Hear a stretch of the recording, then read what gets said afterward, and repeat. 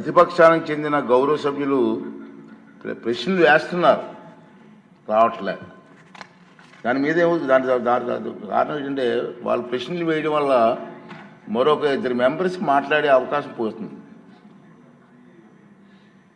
అది సమంజసం కాదు ప్రజాస్వామ్యంలో.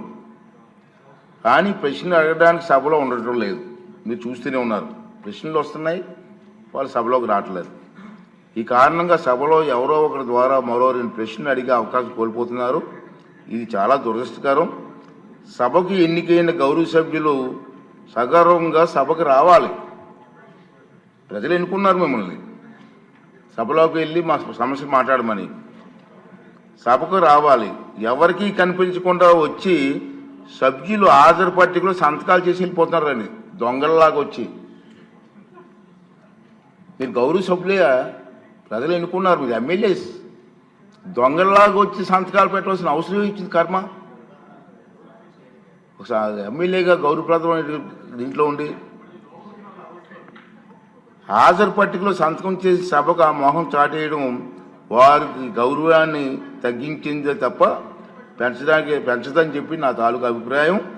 వీరిలో ముఖ్యంగా నా దృష్టికి వచ్చింది వై బాలనాగిరెడ్డి గారు, తాటిపర్తి చంద్రశేఖర్ గారు, రేగం లింగం గారు, మత్స్యలింగం గారు, విరూపాక్ష గారు, మత్స్యరాజ విశ్వేశ్వరరాజు గారు, ఆగిపాటి అమర్నాథ్ రెడ్డి గారు, దాసరి సుధ గారు.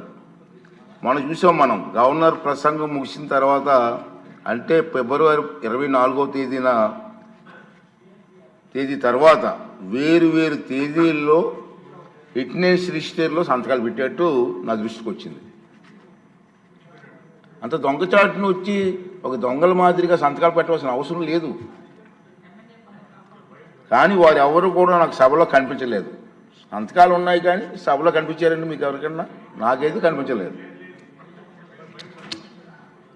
ఇది ఎంతవరకు సమంజసం వారే నిర్ణయించుకోవాలి. మనల్ని ఎన్నుకున్న ప్రజలు మనం ఆదర్శంగా నిలవాలి తప్ప ప్రజలకి, మీకు ఓట్లు వేసిన ప్రజలకి తలవంపులు తెచ్చేలే ప్రవర్తించకూడదని చెప్పి నా అభిప్రాయం.